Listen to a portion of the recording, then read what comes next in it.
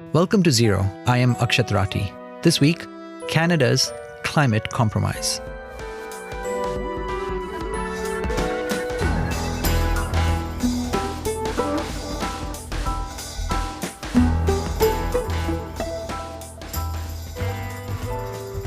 Throughout the year, we've had many guests on the podcast talk about the unraveling of climate policies in the US. But when it came to the northern neighbor, Canada, there was more hope. In April, Canadians elected Mark Carney as the Prime Minister, who had resigned as the United Nations Special Envoy on Climate Action and Finance to take up the political role. He is someone who people say knows the climate challenge better than any world leader in power. But now things are starting to look dire in Canada too. At the end of November, Carney signed a memorandum of understanding with the province of Alberta, the largest oil-producing province in the country, that has angered many climate advocates. The deal promises federal support for a new pipeline from Alberta to British Columbia onto Canada's west coast. It opens the door to lifting a tanker ban and exempts Alberta from clean power regulations in exchange for maybe some stricter industrial carbon pricing. It also extends tax credits for using carbon capture to extract more oil. The MOU essentially offers to undo a host of climate regulations that have been put in place over the last decade. And as a result, Stephen Guilbeault, who served as Trudeau's environment minister and was key to putting many of these policies in place, has resigned from Carney's cabinet, where he was serving as Minister of Canadian Identity and Culture. I think that on climate change, we're going in the wrong direction. And I'm hoping that me leaving cabinet will force some discussion as to how we've been doing that since the beginning of the year.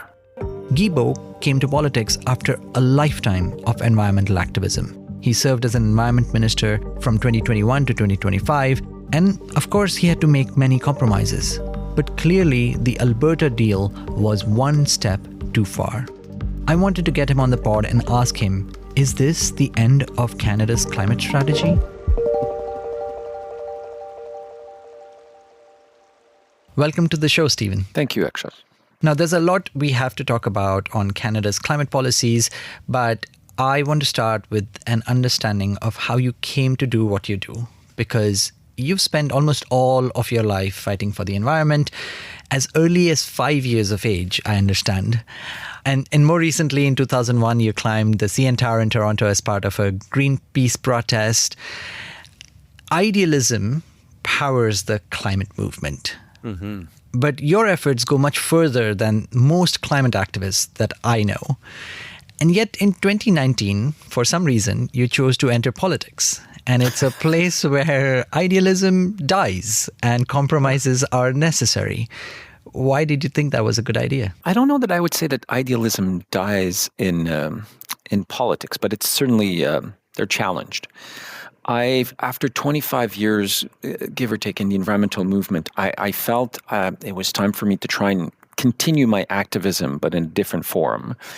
I mean, I had been so disappointed by many of my leaders in Canada that I figured, if I went in politics and if I ever made it to cabinet, there's no way I could be worse than what I had seen.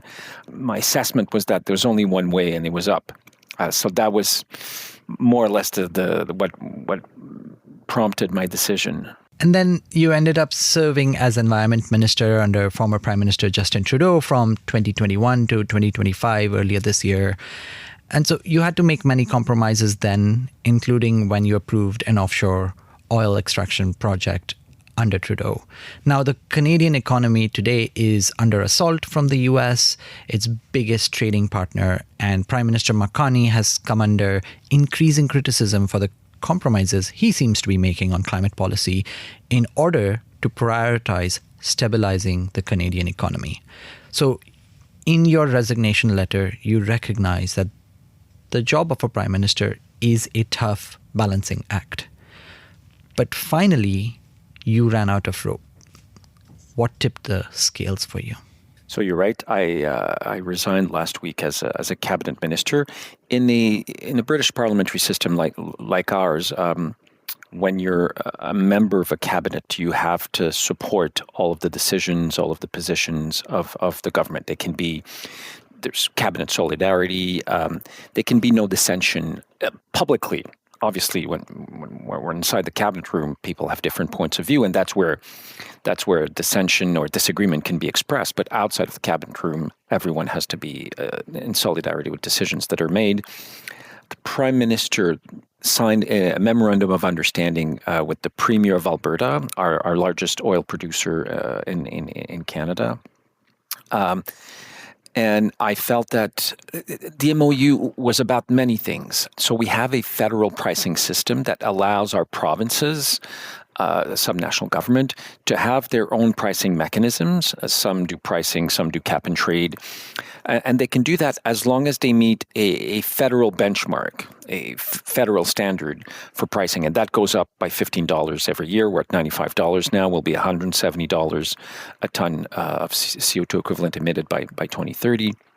Alberta's been out of compliance now for some months. They have weakened their system.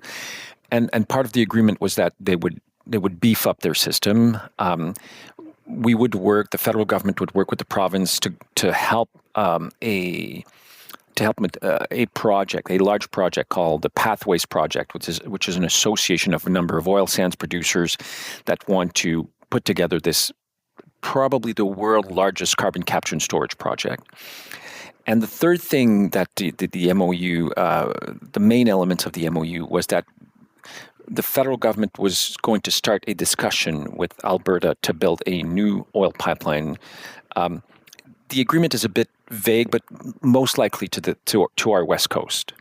I was willing to, as a cabinet minister, to stay around the table and have those conversations, even on the pipeline, because frankly, I don't believe that a pipeline is going to be built. Largely for economical reasons. There's no proponent for a pipeline to the south, Keystone. There's no proponent for a pipeline they've been talked about going to Manitoba in central Canada, and no proponent for a western pipeline either. There is strong resistance from the province west of Alberta, British Columbia, and Indigenous nations, especially coastal First Nations around there. Some of them I know really well because I worked on a very large conservation projects with many of those nations, an ocean conservation project. So I was willing to have those conversations, but then as part of the Memorandum of Understanding, the federal government was willing to concede a number of federal climate policies in order to please Alberta. So when I was Environment Minister, I tabled draft regulations to put a cap on the emissions of oil and gas in the oil and gas sector in Canada. Your listeners have to understand that fighting climate change is complicated. I've never had a conversation with a minister of the environment somewhere who's told me it was easy. Of course. It is particularly difficult in Canada because we're a federation. And the federal government doesn't control the use of natural resources. This is solely, as per our constitution, solely in the hands of our provinces. So when I was Environment Minister, I could not tell a province, you have to stop using or reduce the exploitation of any natural resources. So what I did is I put in place measures that would tackle pollution, because there was a big case that went all the way to Supreme Court on carbon pricing. We were challenged by many provinces when we introduced our federal pricing mechanism. And the Supreme Court said the federal government can't do that. So based on that, we figured that if we did our regulations correctly and we went after the pollution every time, we would probably we'd be okay in terms of being challenged in front of the courts, because everything I did as Environment Minister was challenged. The clean fuel regulations were challenged, the clean electricity regulations were challenged, the plastic ban was challenged, carbon pricing was challenged. Everything was challenged by one or many of our provinces, depending on the initiative. So the oil and gas emissions cap, the aim was that regardless of what happens to production in Canada, to oil and gas production, emissions will have to go down over time. That was being compromised in this Memorandum of Understanding. They were saying, we'll get rid of that. The clean electricity regulation, which is a key, probably one of the most important thing I did as Environment Minister, to ensure that we decarbonize our grid.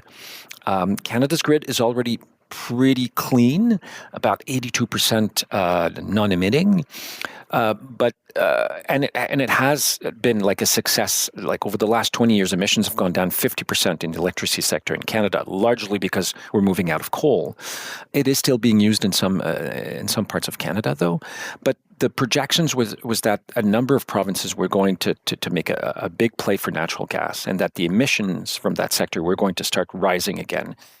And if you want to decarbonize your economy, your society, and you have more and more electric transportation, more industries going to electricity, buildings using electricity instead of natural gas, then the core of that strategy has to be your grid, your electricity production. That was also being compromised in this MOU. And there is nothing in that shows us how we can continue moving forward on fighting climate change in Canada. Like what is being announced, or what has been announced, there's no way Canada can meet its 2030, even its 2035 climate change objectives. And frankly, I doubt that we could even be carbon neutral by 2050 with what was announced. So for me, as a cabinet minister, you have this responsibility of being solidaire of the decisions that are made. But I felt that I also had the responsibility to tell the Prime Minister what I felt was right or wrong. And I felt that this was wrong. I mean, fundamentally, I decided to leave, not because of the discussion on the pipeline, but I decided to leave cabinet because I think that on climate change, we're going in the wrong direction. And I'm hoping that me leaving cabinet will force some discussion as to how we've been doing that since the beginning of the year. And some of that is starting to happen, and I want to come to other resignations that have happened since yours.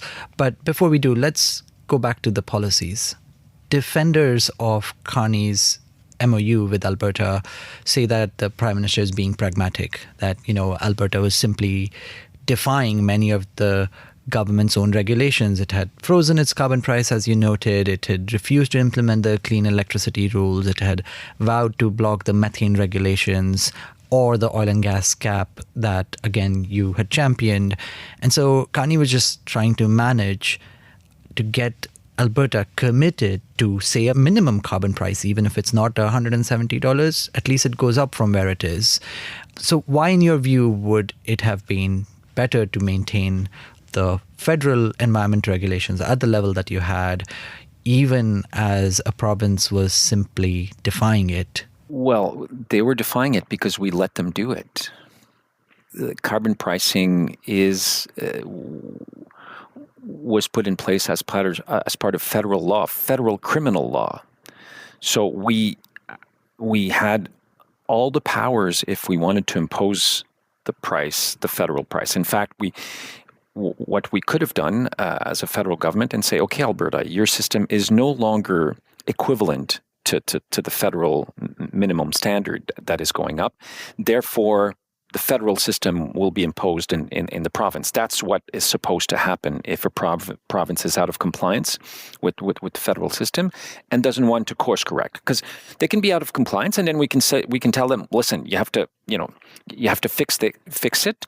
And I have done that when I was environment minister with Alberta. I've negotiated with Saskatchewan. So we've done it before. But I think this time, I don't know, we didn't even try. The clean electricity regulation, again, is a regulation that was instituted under federal criminal law, the Canadian Environmental Protection Act.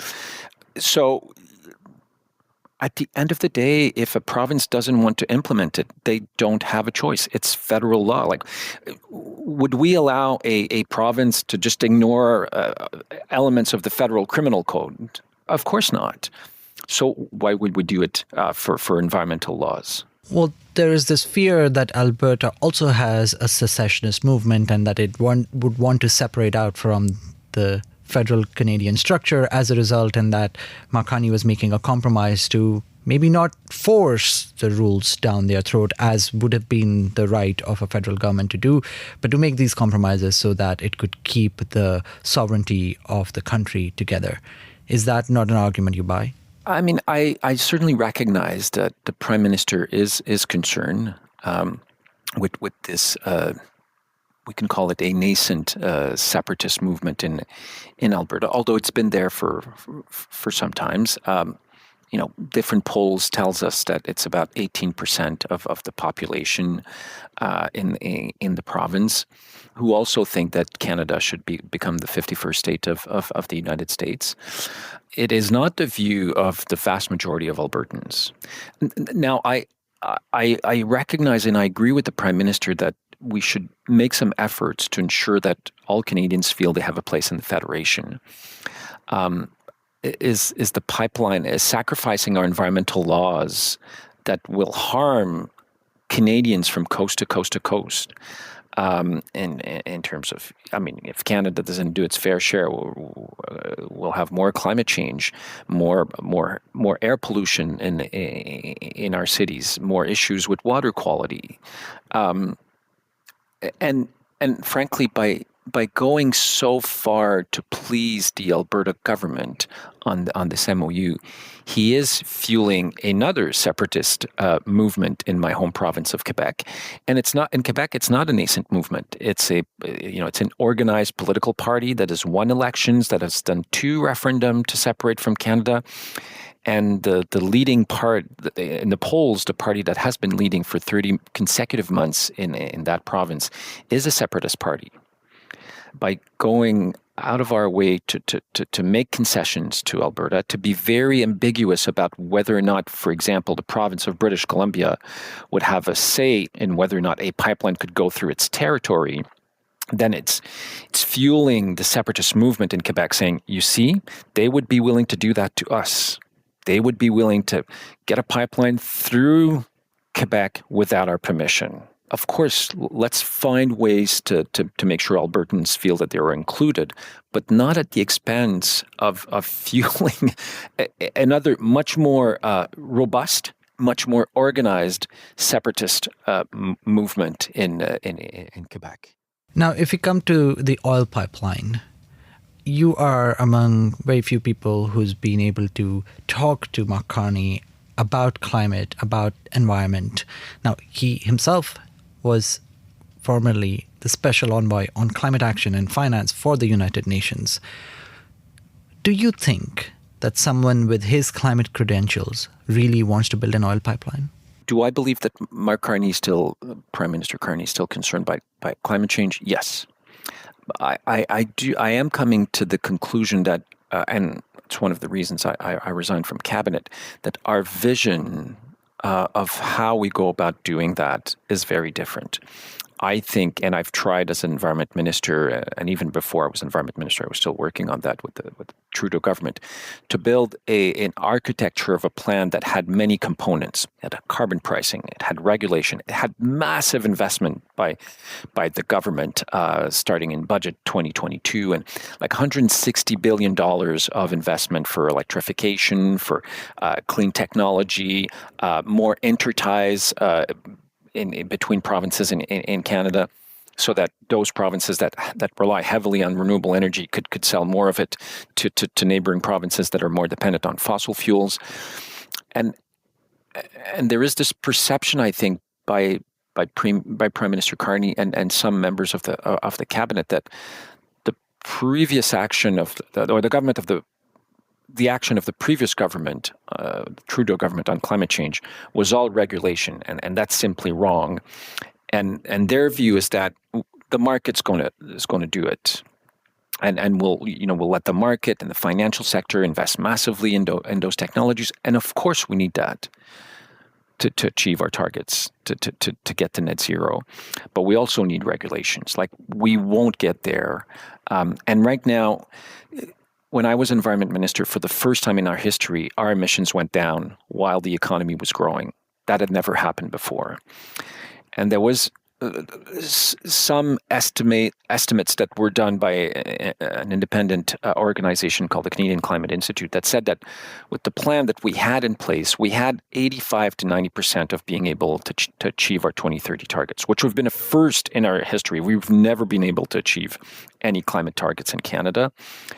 And now we're sacrificing major elements of that plan to put in place a strategy that might work 15, 20 years from now, but we have no guarantees. And frankly, we have no data, we have no plan to be able to say that plan will get us to carbon neutrality. Let me give you an example. The oil sand sector is the largest emitting sector in Canada. It's very carbon intensive to produce this type of oil. It's one of the most carbon intensive barrel of oil in the world. There's been this discussion about this massive carbon capture and storage project. And some see this, including some ex-cabinet colleagues of mine, see this as a silver bullet. Like, we'll start producing decarbonized oil. Hold on a second. Like, this technology will allow emissions to go down by about 12%. So we'll have, and if we compare a barrel of oil produced in Alberta compared to a barrel of oil produced on our East Coast offshore, it's 10 times the emissions in terms of production. So oil sands is 10 times more emitting than a barrel of oil produced on our East Coast. So we won't have a decarbonized oil sand barrel. We'll have a barrel of oil sand that is 12% less emitting, but it's not 50% and it's not zero. And we're saying we're willing to add a pipeline that would increase production by 1 million barrels on top of that. Like, the math doesn't add up. There's no way we can get to carbon neutrality if our largest sector continues to be a net emitter year after year. Like, you can't compress the emissions enough in the other sectors to get there. At least I don't see it. I'll come back to the pipeline, but just going back to how you think that the Prime Minister, you believe, is still worried about climate change. And if that is true, and he understands the science, then he should understand the urgency. And what you are saying is that the regulations would have started to make a difference towards meeting climate goals, even if they weren't all the way to the 100%, but 85, 90%.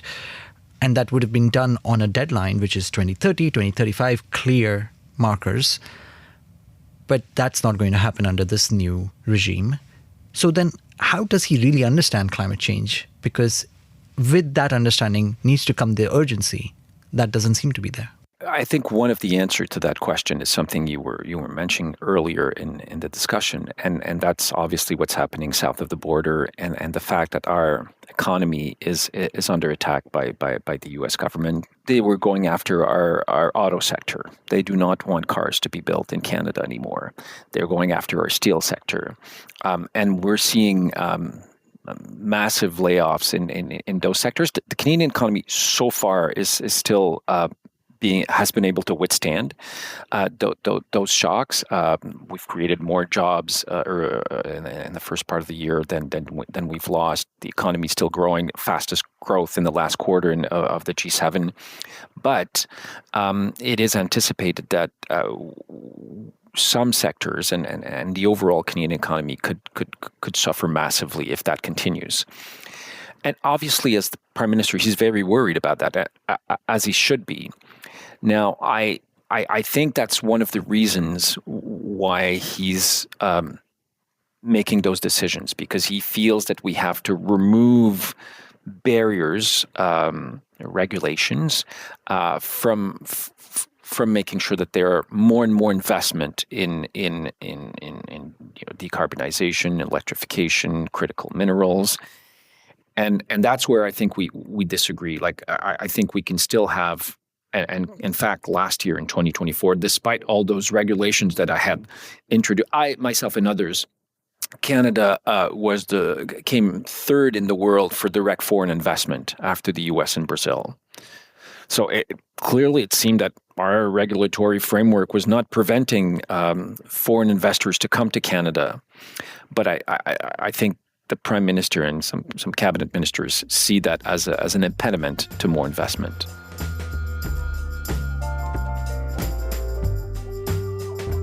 We'll be back with more of my conversation with Stephen Guilbeault, former Climate Minister of Canada, after this short break. And while I have you, please take a moment to rate and review the show on Apple Podcasts and Spotify. Thank you.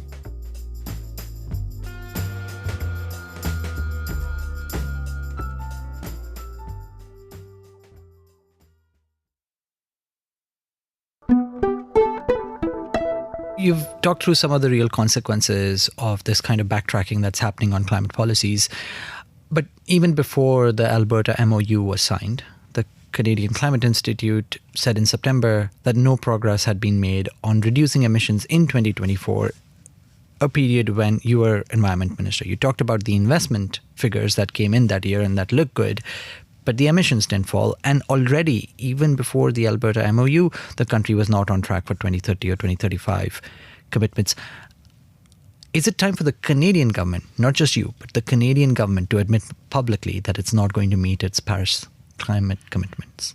The only chance we had of coming close to meeting our targets was if we continued full speed ahead with the implementation of the various measures, including investment.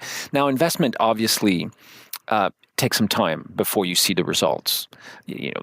Investors have to decide to commit the money, then the project has to go through impact assessment, public consultation, then it has to be built.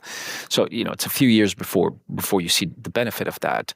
Regulation has usually, depending, but it can have more immediate impact in terms of emission reduction. But since the end of the year 2024, we've eliminated the consumer carbon pricing portion of our mechanism. So we have industrial carbon pricing, which is the most important. This is what drives emission reduction. About 3/4 of the overall emission reduction we get from pricing are from industrial pricing. But the consumer-facing portion of it was still not negligible in terms of emission reduction, but it was also intended as a way to help change behaviors by Canadians. So we lost that when Prime Minister Carney came in, and I understood it. It had become a very unpopular piece of public policy, largely because the Conservative Party of Canada, for 2 years, invested millions of dollars lying to Canadians about its impact. Then we decided to pause our zero vehicle emission standard, not eliminate it, but pause it. There was an interim target for the Canadian sector in 2026, then targets for 2030 and 2035. These measures being paused and now potentially others being removed. And obviously, if the MOU with Alberta doesn't come to a fruitful conclusion, then one could anticipate that we keep those regulations. They're not compromised. But the fact that we are no longer moving full steam ahead on climate change leads me to agree with you. I think that the government should, and I think we'll have data that shows this very, very, very soon, coming from the government itself, saying that we can't meet our 2030 targets. I don't think we have data yet for 2035, but we will probably have that soon as well. And I think we need to be honest with Canadians. I think politicians would benefit from being more honest overall. And I think we shouldn't pretend with Canadians or stop talking about 2030 or 2035 and then shift our communications to net zero by 2050 because we don't want to talk about 2030. Let's be honest. Let's be frank, and let's have an honest conversation with Canadians on that. And do you think that's also going to be true for net zero by 2050 then? If you can't stay on track for 30 and maybe 35, then can you really get to 2050 net zero?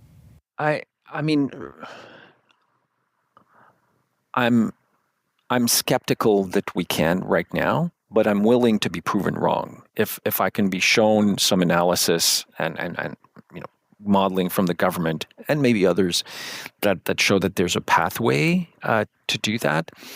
But if you can't meet your 2030 targets and if you can't meet your 2035 targets and your emissions are continue to increase, it's a pretty steep curve to get to carbon neutrality by 2050. It may be 25 years away from now, but from a societal point of view, 25 years is not a long time. If you want to basically overall how your society uses or produces carbon, it's not a long time. And if we waste 10 years because we continue increasing emissions, then it's not 25 years we have to do that. It's 15 years or 10 years. It becomes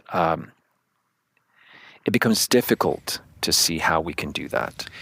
After you resigned, we've had at least one more big profile resignation. Simon Donner, who's a climate scientist and the head of the Net Zero Advisory Body that gives recommendations on climate policies to the government, has resigned. And he said in his post on LinkedIn that I was not comfortable with the process becoming neglected or performative.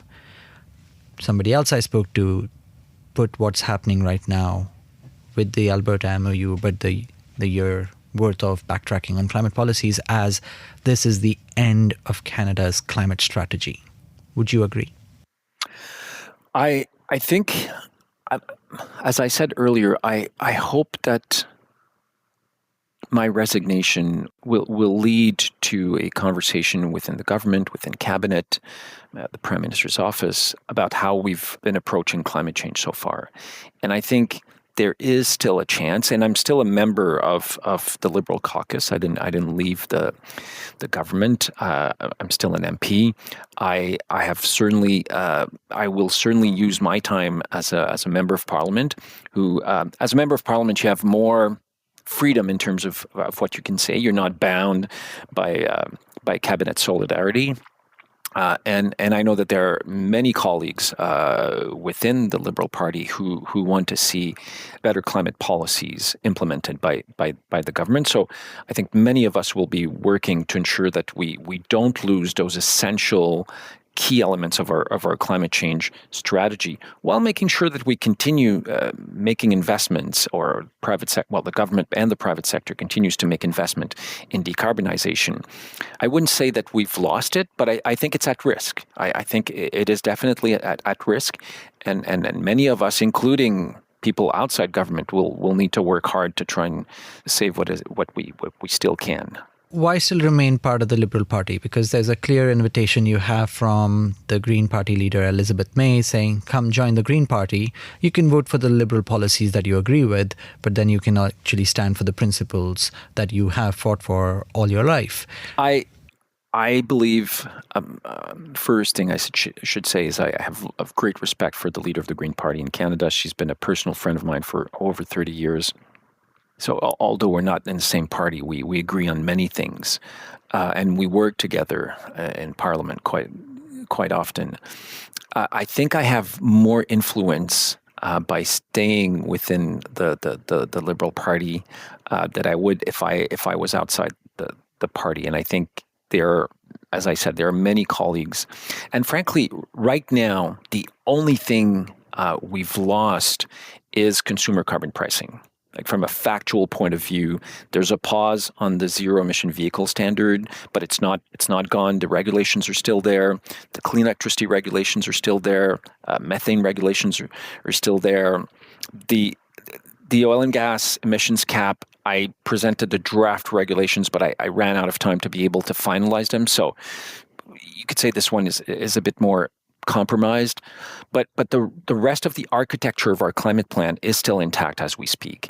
And what's putting it at risk is this MOU with Alberta. So is there a way that many of us within the party and people outside the party can work to ensure that whatever this agreement ends up being doesn't sacrifice our climate plan? That's what I will be working on in the coming months. You said coming into politics, you made that choice because you thought, even as an activist, the leaders had been doing such a bad job of acting on climate that what could it be? How much worse could it be if you got into politics? It could only get better. Would you consider leaving politics now? Well, it has gone better. Like, as I was saying earlier, for the first time in our history, our emissions have come down while the economy was going up. Before, they were parallel curves. Like, if the economy was going up, our emissions were going up. And under the previous government, the sky was the limit in terms of our emission reduction. So our emissions have come down. 2024, they've stayed either stable or maybe have diminished a little bit. Certainly not the rate of emission reduction that we need to see. But But I think what we've done in the last 4 or 5 years is to show that we can do that we can have a thriving economy, jobs being created, good jobs, and that we can fight climate change at the same time. We need to continue doing that, and that's what I want. That's what I will do, and try to show to the government, to the Prime Minister, to his team, to other cabinet members, and to the Canadian public. And it is more difficult now. I mean, climate change is not the priority. Cost of living is the priority. The threat from the United States is more of a priority. But for about 18-20% of Canadians, so 1 in 5 Canadian, for whom this is the number one priority. And we can't ignore those people. Many of them have elected me 3 times in a row. Like my writing is very progressive, but it is the case in many parts of the country as well. And I think I'm the one I'm part of those people who believe that we won the last election in part because progressives decided to not vote for other parties that they've traditionally voted for, and they trusted us with their vote because they were worried about Donald Trump, and that's true of most probably, but many gave us their trust because of Mark Carney's pedigree on climate change and because they are concerned about that. In 2022, I got a chance to interview Justin Trudeau, who was the Prime Minister then. You were there in the audience. You were listening to that interview. My first question was, you've been Prime Minister for 7 years then, and you came in to promise action on climate. And if you look at the emissions curve, it hasn't bent. It's flat, but it hasn't bent. And I will admit, he said at the time, we are starting to put things in place. We will see emissions reduction happen. They haven't happened at the pace at which you would want or at which Canada needs to meet its climate goals. But yes, they have fallen since, which is worth admitting. As much as policies take time to show up as a result, it took a long time from 2015 to actually see emissions reduction, but you did see emissions reductions. Now, because of cost of living pressures and because of the US president allowing for a lot more climate denialism around the world through his speeches, including at the United Nations, there is certainly in many parts of the world, not just in Canada, a decline in climate as a priority for many people. Are you worried for Canada specifically that it will start to fall further as a result? I think this is certainly something everyone who's preoccupied by climate change needs to be worried about. I think we are seeing a rise in populism in many parts of the world, and climate change now is part of this culture war that we are seeing.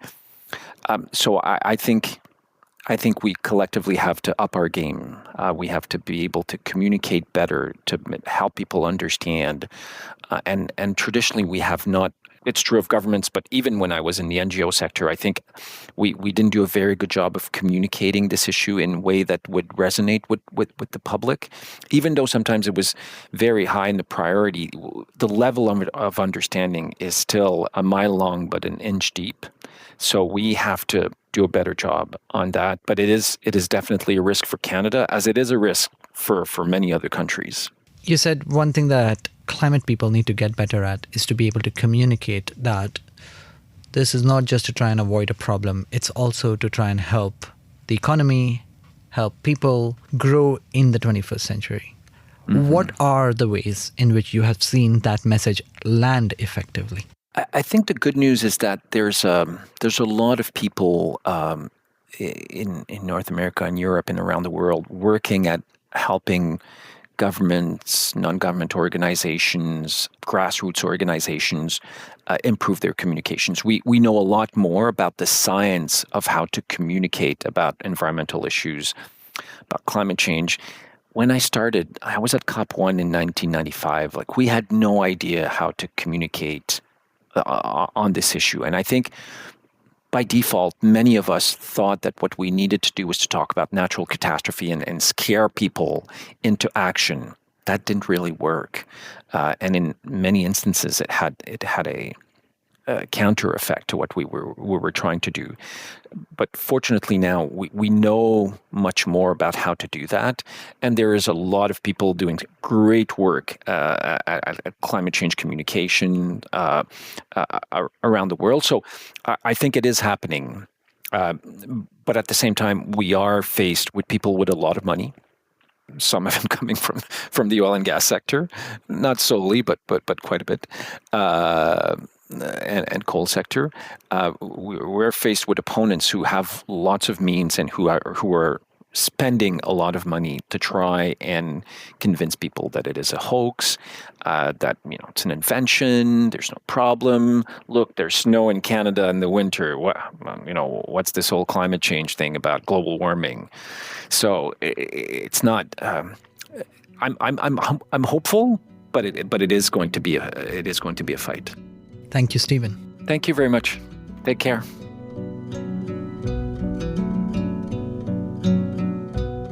And thank you for listening to Zero.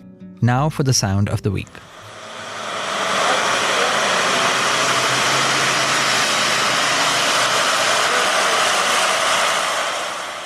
That is the sound of an enormous truck, the size of a building, carrying oil sands to a processing facility in Alberta, Canada. Canadian oil sands production is expected to reach a record 3.5 million barrels a day in 2025, 5% higher than 2024. If you like this episode, please take a moment to rate and review the show on Apple Podcasts and Spotify. This episode was produced by Oscar Boyd with help from Eleanor Harrison Dengate. Our theme music is composed by Wonderly. Special thanks to Somer Sadi, Moses Andem, Laura Milan, and Sharon Chen. I'm Akshat Rathi, back soon.